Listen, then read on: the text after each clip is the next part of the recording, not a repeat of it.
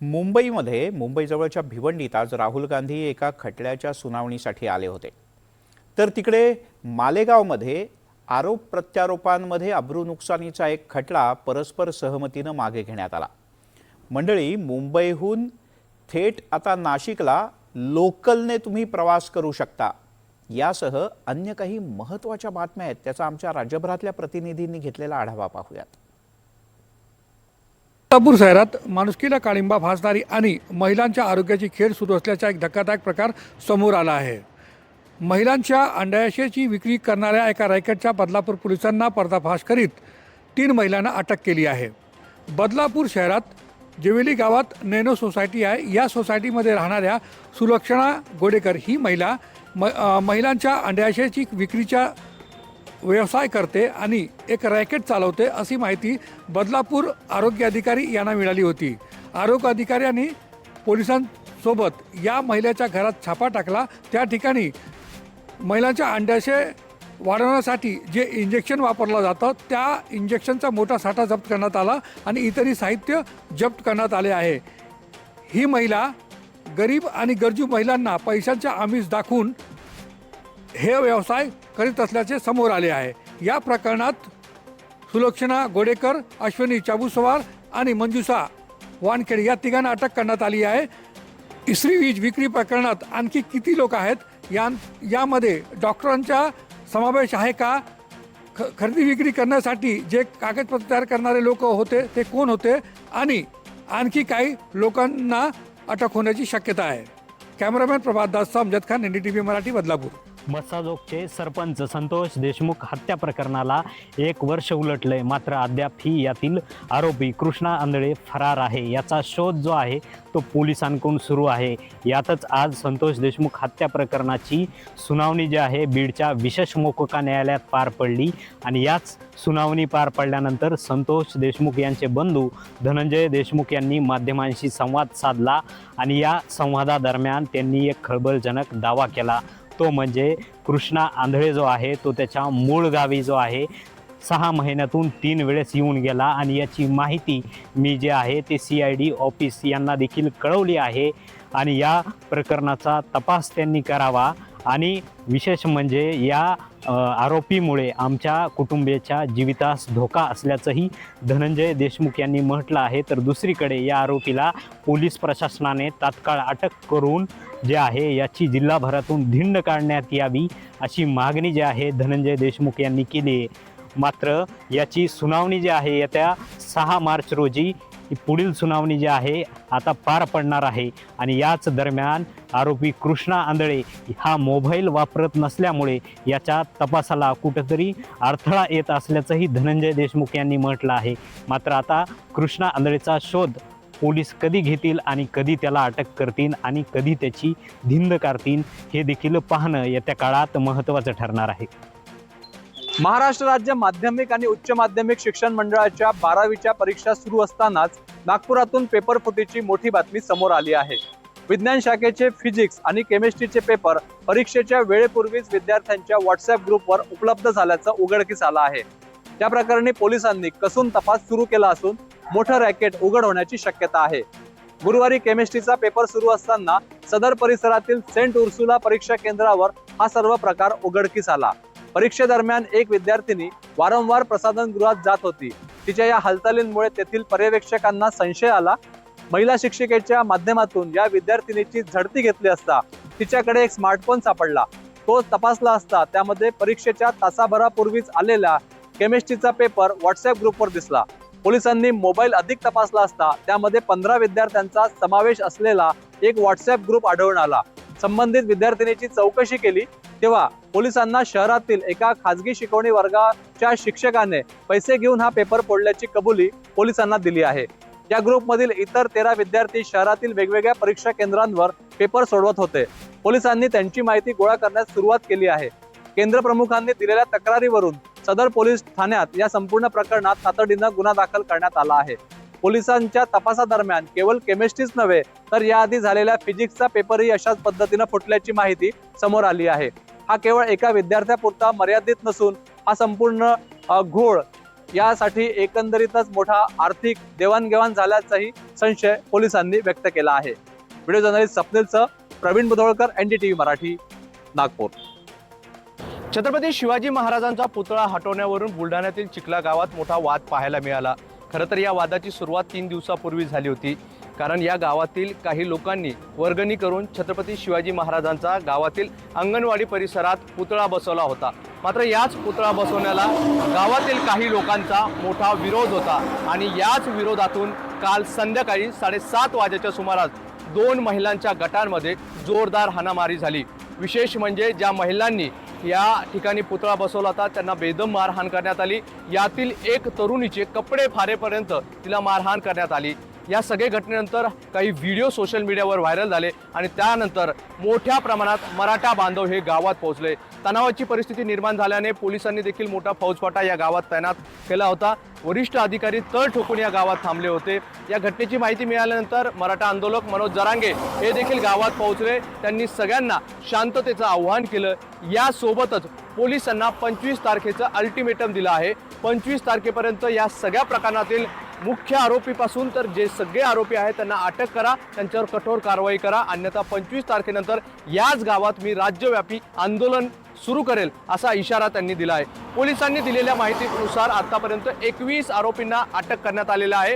यातील काही महत्त्वाचे आरोपी अजूनही फरार आहेत. त्यांना रात्रीपर्यंत बेड्या ठोकल्या जातील असं पोलिसांकडून सांगण्यात आलं आहे. यासोबतच गावकऱ्यांनी शांतता ठेवावी आणि अफवांवर विश्वास ठेवू नये असं आवाहन देखील पोलिसांनी केलं आहे. त्यामुळे गावात सध्या तणावपूर्ण शांतता पाहायला मिळते. मात्र या मारहाणीच्या व्हिडिओ सोशल मीडियावर व्हायरल झाल्यानंतर मोठा संताप देखील पाहायला मिळत होता आणि त्यानंतर मनोज जरांगे यांनी गावात जाऊन शांततेचं आवाहन केलं आहे. गावात सध्या शांतता असली तरीही गावकऱ्यांची मागणी आहे की जोपर्यंत मुख्य आरोपींना अटक केली जात नाही तोपर्यंत आम्ही आमची भूमिका अशाच पद्धतीने मांडत राहणार आहोत. त्यामुळे मुख्य आरोपी कधी अटक होतात हे पाहणं महत्त्वाचं असणार आहे. मात्र कालच्या व्हिडिओमुळे आणि कालच्या ह्या सगळ्या राड्यानंतर आणि महाराजांच्या पुतळ्याला जो विरोध करण्यात आला त्यानंतर महाराष्ट्राभर संताप पाहायला मिळतोय. व्हिडिओ जर्नलिस्ट राहुल चव्हाणसह मोहसिन शेख, NDTV बुलढाणा. हसत खेळत न्यायालयात आले आणि मानहानीचं प्रकरण निकालात निघाले. सर्वांना अचंबित करणारं दृश्य मालेगाव न्यायालयात पाहायला मिळाले. दादा भुसे यांनी संजय राऊत यांच्या विरोधात अब्रूनुस्खलीचा खटला दाखल केला होता. आज संजय राऊतांनी कोर्टात दिलगिरी व्यक्त करत खटला संपवला. तर दादा भुसेंकडून खटला मागे घेत असल्याचं जाहीर करत हा विषय संपवत असल्याचं जाहीर करण्यात आलं. मंत्री दादा भुसे आणि खासदार राऊत यांच्यात अखेर समझोता झाला आणि राऊत यांनी सुटकेचा निश्वास सोडला. तर संजय राऊतांनी अद्वैत हेरेंवर चुकीची माहितीचं खापर फोडलं. या सगळ्या दरम्यान आज ठाकरे गटाचे संजय राऊत आणि शिंदेच्या शिवसेनेचे मंत्री दादा भुसे एवढे हसत खेळत एकमेकाबरोबर चालताना दिसले की अवघ्या महाराष्ट्राला आश्चर्याचा धक्का बसला. मालेगावमधल्या अतिरिक्त मुख्य न्यायाधीशाच्या न्यायालयात या प्रकारची सुनावणी होती. यावेळी दादा भुसे आणि संजय राऊत दोघेही न्यायालयात एकाच वेळी पोहोचले. न्यायालयातही दोघे एकमेकाच्या शेजारीच बसले होते. मुळात संजय राऊतांनी सामनामध्ये दादा भुसेंच्या गिरणा साखर कारखान्याच्या घोटाळ्याची बातमी छापली होती. दादा भुसेंनी गिरणा ॲग्रो नावाने 178 कोटी 25 लाखाचे शेअर शेतकऱ्यांकडून गोळा केले, पण कंपनीच्या वेबसाईटवर केवळ 1 कोटी 67 लाखाचे शेअर केवळ 47 सभासदांच्या नावावर दाखवले असा आरोप करण्यात आला होता. पण हे आरोप पूर्णपणे निराधार असल्याचं सांगत राऊतांनी या प्रकरणी आपले शब्द मागे घ्यावेत असं मंत्री दादा भुसे यांनी सांगितलं होतं. पण राऊत आपल्या आरोपावर ठाम राहिल्याने दादा भुसेंनी संजय राऊतांच्या विरोधात मालेगाव न्यायालयात अब्रूनुस्खलीचा खटला दाखल केला होता. राऊत यांनी आपल्याला चुकीची माहिती देण्यात आली होती असं म्हणत दादा भुसे यांनी माफी मागितली. तर राऊत यांनी माफी मागितल्यामुळे आणि त्यांच्या तब्येतीचे कारणामुळे आपण हा खटला थांबवत असल्याचं दादा भुसे यांनी म्हटलं. थोडक्यात काय तर आरोप जितके आक्रमकपणे झाले तितक्यात हसत खेळत हे संपवण्यात आले. लोकसभेतील विरोधी पक्ष नेते राहुल गांधी यांनी शनिवारी भिवंडी कोर्टात हजेरी लावली. 2014 मधील RSS मानहानी प्रकरणात अतिरिक्त सत्र न्यायालयात राहुल गांधी हजर झाले। यापूर्वी माजी केंद्रीय गृहमंत्री शिवराज पाटील यांनी राहुल गांधींच्या जामिनासाठी जामीनदार म्हणून काम पाहिले होते। मात्र त्यांच्या निधनानंतर आता राहुल गांधी यांचे जामीनदार काँग्रेस प्रदेशाध्यक्ष हर्षवर्धन सपकाळ असतील। राहुल गांधी दिल्लीहून एअर इंडियाच्या विमानाने मुंबईत आले। मुंबईहून रस्ते मार्गाने ते भिवंडीला न्यायालयात पोहोचले। त्यांनी मुख्य न्यायदंडाधिकारी न्यायालयात हजर राहत नवा जामीनदार दिला। दरम्यान राहुल गांधी यांना भाजप कार्यकर्त्यांकडून काळे झेंडे दाखवण्यात आले। त्यांना वेळीच पोलिसांनी हस्तक्षेप करत रोखले। राहुल गांधी यांच्या दौऱ्याच्या पार्श्वभूमीवर ठाणे पोलिसांनी न्यायालय परिसरात कडेकोट बंदोबस्त ठेवला होता। खबरदारी म्हणून न्यायालयाच्या 100 मीटर परिसरातील दुकानेही बंद ठेवण्यात आली। सुनावणीनंतर राहुल गांधी पुन्हा रस्त्याने मुंबई विमानतळाकडे रवाना झाले। भिवंडी कोर्टातून बाहेर पडल्यानंतर राहुल गांधी यांचा ताफा भिवंडी शहरातून बाहेर पडत असताना भिवंडीतील शहरातील नागरिकांना हात दाखवत त्यांनी अभिवादन केले। या प्रकरणाची पुढील सुनावणी मार्चमध्ये होणार असल्याची माहिती आहे। बॉलिवूड कलाकारांनंतर बिश्नोई गँगनं त्याचा मोर्चा आता राजकारण्यांकडे वळवलाय। सत्ताधारी आणि विरोधी पक्षातील नेत्यांना फोन करत खंडणी मागितली जात असल्याचा प्रकार आता समोर आलाय। विशेष म्हणजे रोहित शेट्टीच्या गोळीबार प्रकरणानंतर गुन्हे शाखेच्या पोलिसांकडून आरोपींची धरपकड सुरू आहे। असं असतानाच दुसरीकडे बिश्नोई गँगचे प्रताप काही केल्या थांबायचं नाव घेत नाहीये। या गँगकडून अकोल्यातील 2 आमदारांना धमकावण्यात आल्याची माहिती देखील समोर आली आहे। यात काँग्रेसचे अकोला पश्चिमचे आमदार साजिद खान पठाण यांना शुभम लोणकर याच्या नावानं धमकावण्यात आल्याचा प्रकार समोर आलाय। आमदार साजिद खान पठाण यांच्याकडे 10 कोटींची खंडणी मागण्यात आली आहे। कोल्हातील अकोटचे भाजप आमदार प्रकाश भाडसाकळे यांचे निकटवर्ती असलेले हरीश टावरी यांना देखील बिश्नोई गँगकडून धमकीचा फोन आलाय। आमदार साजिद खान यांनी ही बाब जिल्हा पोलीस अधीक्षकांना कळवली आणि कॉल रेकॉर्डिंग देखील सादर केलेत। त्यांनी पोलीस अधीक्षकांकडून शस्त्र परवाना मागितलाय। विशेष म्हणजे त्यांनाही फोनवरील व्यक्तीनं बिश्नोई गँगकडून शुभम लोणकर बोलत असल्याचं सांगत 2 कोटींची धमकी दिली आहे। या दोन्ही प्रकरणाची दखल आता मुंबई गुन्हे शाखेने घेतली आहे। अशातच या दोन्ही नेत्यांच्या धमकी सत्रानंतर बिश्नोई गँगनं ठाण्यातील त्रिपाठी नावाच्या मोठ्या व्यावसायिकाला देखील धमकी देत खंडणी मागितल्याचा आरोप केला जातोय। ठाणे पोलिसांच्या खंडणी विरोधी पथकाने या प्रकरणी आता तपास सुरू केलाय। कल्याणमध्ये ACP कार्यालयात विषारी साप शिरल्याने पोलिसांची एकच धावपळ उडाली। शुक्रवारी दुपारी ही घटना घडली। कल्याणमधील डॉक्टर बाबासाहेब आंबेडकर रोडवर ACP कार्यालय आहे। दुपारी सर्व पोलीस कर्मचारी काम करीत असताना एका पोलीस कर्मचारीची नजर खाली गेली। त्याने बघितलं एक अतिविषारी साप त्या ठिकाणी फिरतोय।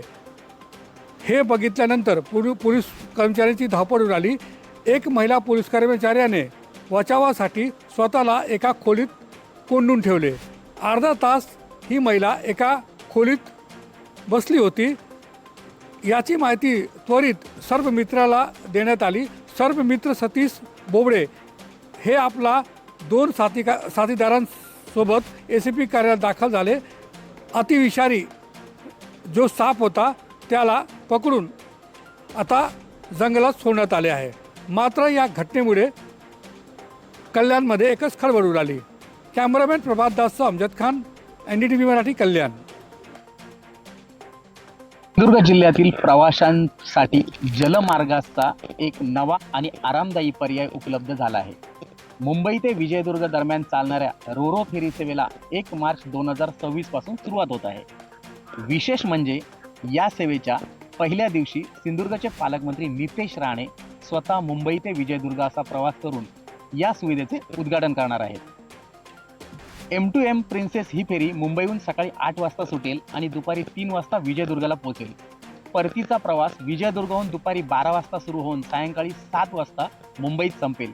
हा प्रवास साधारणतः 7 तासांचा असणार आहे। रस्त्यावरील वाहतुकीच्या तुलनेत जलमार्ग हा अधिक वेगवान आणि सुखकर पर्याय ठरणार आहे। त्यामुळे कोकणात येणाऱ्या पर्यटकांच्या संख्येत वाढ होईल आणि स्थानिक व्यापारालाही नवी उभारी मिळेल। तसेच लांब पल्ल्याच्या बस किंवा खाजगी वाहनांच्या प्रवासाला हा एक उत्तम पर्याय प्रवाशांसमोर उपलब्ध झाला आहे। सर्व प्रवाशांनी बोट सुटण्याच्या वेळेच्या किमान 90 मिनिटे आधी बंदरावर पोहोचणे बंधनकारक आहे। ही सेवा हवामान स्थिती, बंदराची परिस्थिती आणि तांत्रिक मंजुरीवर अवलंबून असेल। हे सगळं जाहीर करताना प्रवाशांच्या तारखासुद्धा जाहीर करण्यात आल्या आहेत।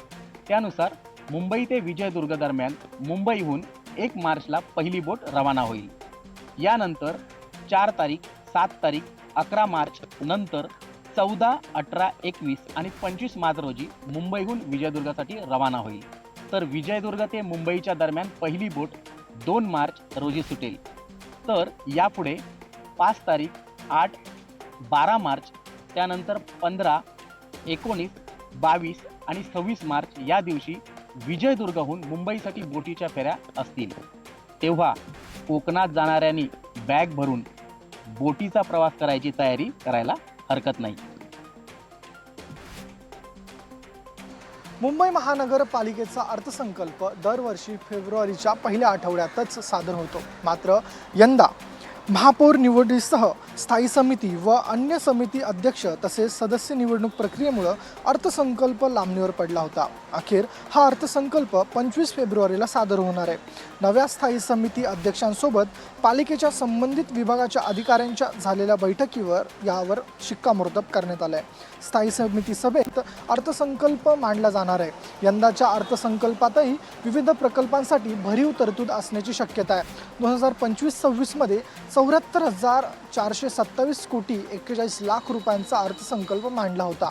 यंदाचा अर्थसंकल्प 80,000 कोटी रुपये किंवा त्यापेक्षा जास्त असण्याची शक्यता आहे. 2025-26च्या अर्थसंकल्पात भांडवली खर्चासाठी 43,162 कोटी रुपयांची तरतूद करण्यात आली आहे. तर महसुली खर्च हा 31,204 कोटी 53 लाख रुपये होता. मुंबई महापालिकेने मोठ्या प्रमाणात प्रकल्प हाती घेतलेत. या प्रकल्पांचा खर्च भागवण्यासाठी महापालिकेला निधीची गरज आहे. यंदाही आर्थिक परिस्थिती, मुदत, ठेवी, रस्ते, आरोग्य आदी पायाभूत सुविधांसाठी होणारी तरतूद यांचे चित्र अर्थसंकल्पातून स्पष्ट होणार आहे. मुंबई महानगरपालिका स्थायी समिती अध्यक्षपदी प्रभाकर शिंदे यांची निवड झाल्यानंतर त्यांनी पहिल्याच भाषणात महापालिका कर संकलन आणि निर्धारणातील उणिवा आणि गैरप्रकारांवर बोट ठेवले. मुंबईत भाजपची सत्ता आल्यानंतर या अर्थसंकल्पात मुंबईकरांसाठी काही खास भेट दिली जाते का हे पाहणं देखील महत्त्वाचं ठरणार आहे. दिल्ली पाठोपाठ आता मुंबईची हवा देखील सर्वात वाईट श्रेणीमध्ये गणली जाऊ लागली आहे. मुंबईतील अनेक भागात हवेची पातळी खालावलेली दिसताना पाहायला मिळते. सकाळी धुरकं तर दुपारी उन्हे तापलेली असतानाही वातावरणातील धुरके दूर न झाल्याने संध्याकाळी उशिरापर्यंत अवघ्या काही मीटर अंतरावरील गोष्टीही अस्पष्ट दिसत असल्याचं निरीक्षण मुंबईकरांनी नोंदवलं आहे. मुंबईच्या हवेची गुणवत्ता निर्देशांक 129 नोंदवला गेला आहे. हा निर्देशांक मध्यम श्रेणीत असला तरी वरळीसारख्या केंद्रावर हवा वाईट श्रेणीत नोंदली गेली आहे. फेब्रुवारी अखेरपर्यंत अधूनमधून तशीच परिस्थिती निर्माण होऊ शकते असा अंदाज आहे. सध्या वाऱ्याची दिशा पूर्वेकडून आहे. प्रदूषके वातावरणात साचून राहिलेली असतात. यासोबतच थंड हवा गरम हवेच्या खालील थरात अडकलेली असते. यामुळेच प्रदूषके वाहून जाण्यासाठी वाव नसल्याने वातावरण धुरक्याचे प्रमाण दिवसभर आणि अधिक असल्याचं प्रादेशिक हवामान विभाग अधिकाऱ्यांनी स्पष्ट केलं आहे. वांद्रे कुर्ला संकुल, चकाला, देवनार, शिवाजीनगर हवा येथेही निर्देशांक जवळपास 140हून अधिकचा होता. मुंबईत भायखळा, कुलाबा, शिव या केंद्रावरील समाधानकारक श्रेणीत होती. वाजती वाहन संख्या आणि त्यामुळे होणारं प्रदूषण, रस्ते, इमारती आणि विविध विकास कामांच्यामुळे मुंबईतल्या प्रदूषणाच्या प्रमाणात घट होताना दिसत नाही.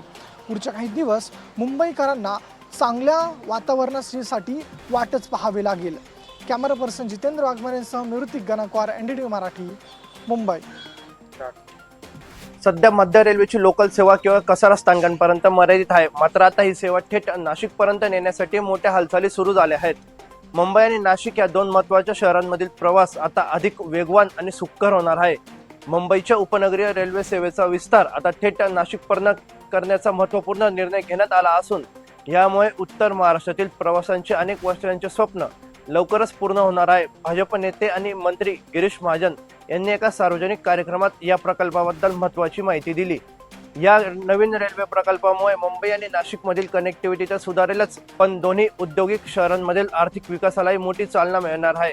मात्र आता ही सेवा थेट नाशिकपर्यंत नेण्यासाठी हालचाली सुरू झाल्या आहेत. कसारा ते मनमाड दरम्यान 3ऱ्या व 4थ्या मार्गिकेला रेल्वे बोर्डाने अधिकृत मंजुरी दिली आहे आणि या नवीन ट्रॅकमुळे एक्सप्रेस आणि लोकल सेवा यांचे वेळापत्रक स्वतंत्र ठेवणे शक्य होईल. परिणामी प्रवाशांना नॉनस्टॉप प्रवासाचा आनंद घेता येईल आणि प्रवासाचा वेळही वाचेल मोठ्या प्रमाणात कमी होईल. मुंबई नाशिक या मार्ग सह्याद्रीला डोंगर रांगातून जात असल्यामुळे हे काम तांत्रिकदृष्ट्या आव्हानात्मक असणार आहे. या नवीन रेल्वे मार्गिकेसाठी एकूण 18 नवीन बोगदे बांधावे लागणार आहेत. सह्याद्रीचा घाट माथ्यावर हे बोगदे तयार केल्यामुळे रेल्वेचा वाहतूक अधिक वेगवान आणि सुरक्षित होण्यास मदत होईल.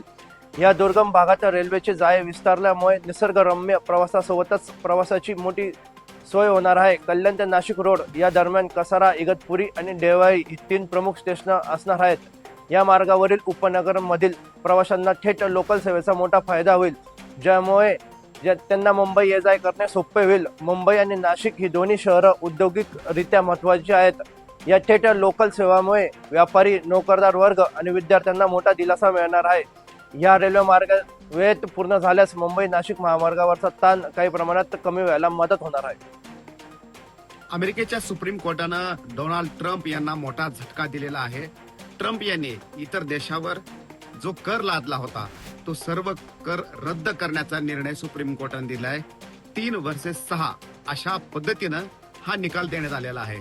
परंतु या निकालामुळं डोनाल्ड ट्रम्प यांचा तिळपापड झालेला आहे की सुप्रीम कोर्टामध्ये देशासाठी काहीतरी चांगलं करायची हिंमत नाहीये. मला लाज वाटते की असे निर्णय घेतले जात आहेत. अशा प्रकारे सुप्रीम कोर्टावरच डोनाल्ड ट्रम्प यांनी टीका केलेली आहे. आणि त्यानंतर थेट ट्रम्प यांनी 10% सरसकट कर जो आहे तो इतर देशावर सुद्धा लावलेला आहे. त्यामुळे एकीकडे सुप्रीम कोर्टाने निर्णय घेतलेला असताना त्यानंतर लगोलग 10% कर लावण्याचं काम डोनाल्ड ट्रम्प यांनी केलेलं आहे. सुप्रीम कोर्टाने आपल्या निकाल देताना हे पण सांगितलेलं आहे की आपत्कालीन परिस्थितीमध्ये अशा प्रकारचा कर लावणं आवश्यक आहे. मात्र शांततेच्या काळामध्ये अशा प्रकारचा कर लावता येत नाही. आणि जर तशा प्रकारचा कर लावायचा असेल तर तो निर्णय काँग्रेसला आहे, मात्र डोनाल्ड ट्रम्प यांना नाही. डोनाल्ड ट्रम्प यांनी आपल्या अधिकाराचा गैरवापर केलेला आहे. अनधिकृतपणे हा कर लावलेला आहे आणि त्याच्यामुळं अमेरिकेचं मोठं नुकसान होणार आहे अशा प्रकारे सुद्धा सुप्रीम कोर्टानं सांगितलं आणि हा आदेश पारित केला. आता इथून पुढे नेमकी डोनाल्ड ट्रम्प यांची भूमिका असणार ते सुद्धा बघावं लागणार आहे. आता त्यांनी 10% कर लावलेला आहे. आणखीन सुप्रीम कोर्टाच्या विरोधामध्ये डोनाल्ड ट्रम्प जातात का हे सुद्धा बघावं लागणार आहे. आणि त्याचबरोबर आशा आहे की सोमवारी शेअर मार्केट चांगलेच उसळी घेईल.